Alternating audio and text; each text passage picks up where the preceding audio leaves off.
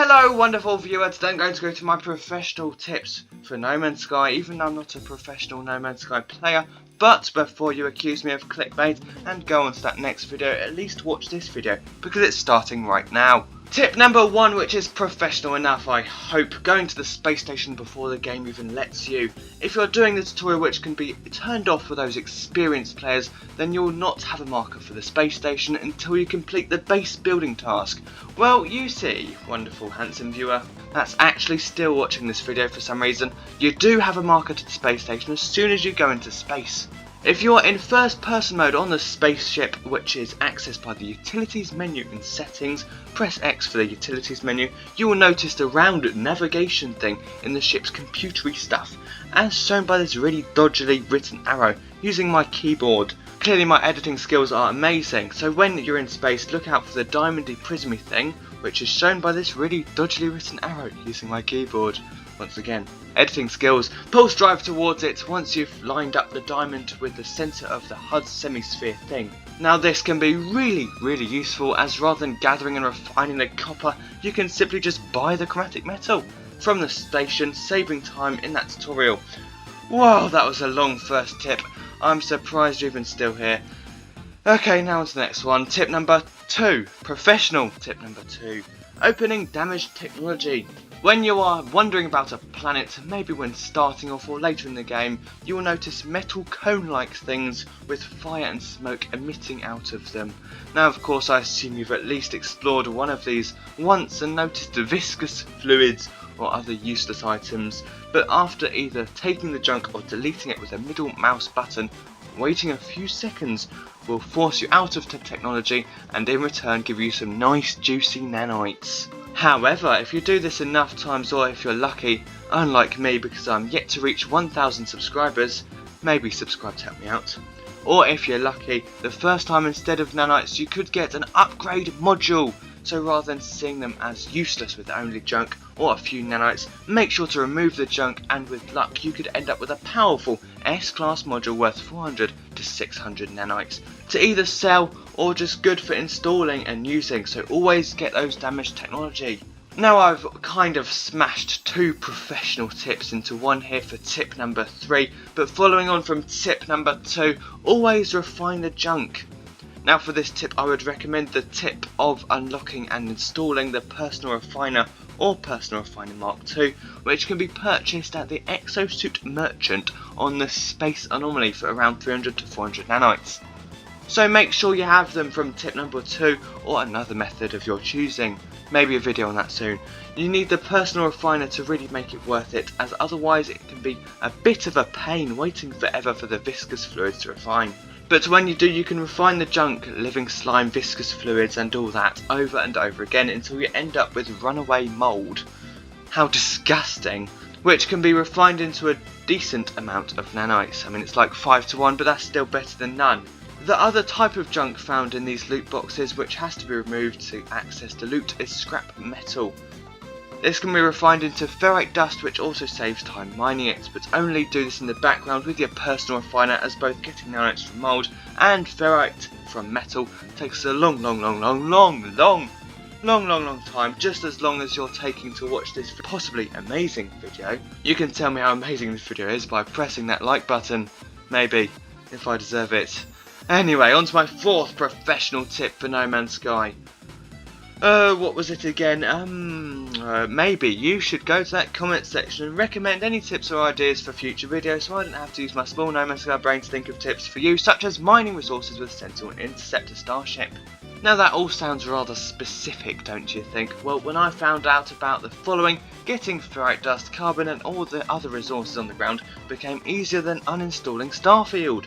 All you require is a Sentinel Interceptor, as they can actually hover in the atmosphere, making them perfect for staying in one place to get all the resources you need.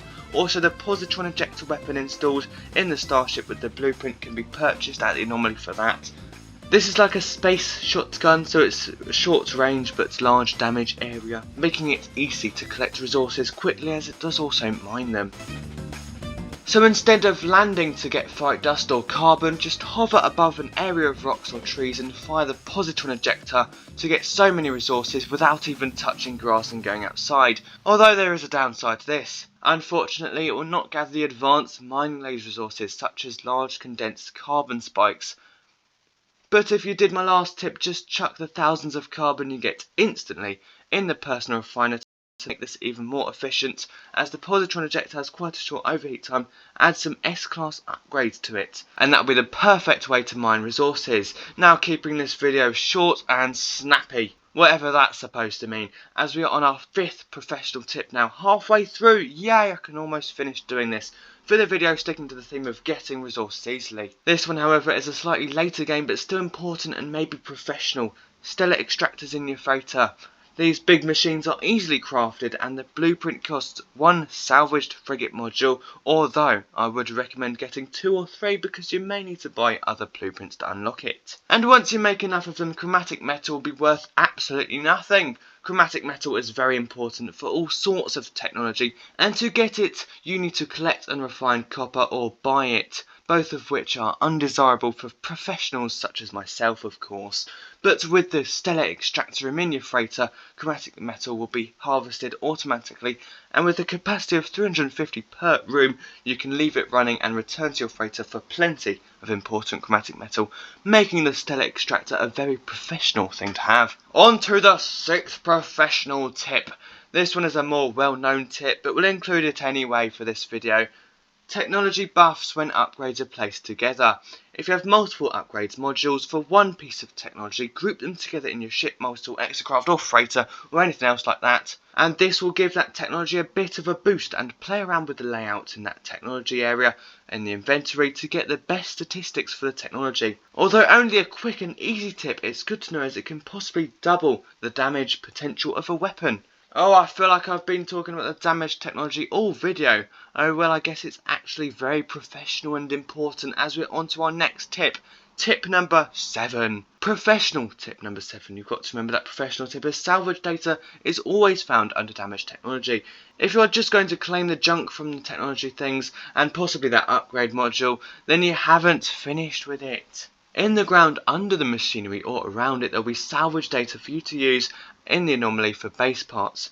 Now, salvage data would usually have a marker in the analysis visor, which is arguably easier to find. However, whilst you're travelling to the next piece of data and you see damaged technology, just dig around it for an extra bit of salvage data. Now, of course, all professionals would know that hazardous flora aren't there to be inconvenient, and that's what I'm about to explain in tip number 8. When you stumble across any hazardous flora across the planet, don't ignore them, as you can easily get up to 100 oxygen with one plant. Before shooting them down, of course, all professionals would know to extract the 3 gassy pods from around the outside of the big gassy pod on top of the plant. These red egg-shaped pods have more oxygen than what you would just get from shooting them down, so press and hold the E key when you get close enough to them, but be careful, as the flora will explode gas everywhere and possibly damage you. After having extracted all 3 of these little red egg-shaped sacs and getting plenty of oxygen, you can now laser the hazardous flora for that extra oxygen. And why would you need oxygen, handsome viewer, you ask? Oxygen is pretty important, as you cannot buy it from the space stations, and it is required in your life support, a lot of crafting and building recipes and activating portals when you get onto that. So always be on the lookout for those hazardous flora, and to find them easier, use the analysis visor and look for red exclamation marks. On to my penultimate professionally tippy tip for No Man's Sky professionals. Of course, if you're already a professional, then you obviously know all these widely regarded tips across all of No Man's Sky, and the only tip for you is to subscribe and like this video and comment your own widely regarded tips across all of No Man's Sky in the comment section. And those who aren't professionals, then of course use these tips, which if you are, then subscribe and like this video. And comment your own non-professional tips in the comment section. Right, tip number 10.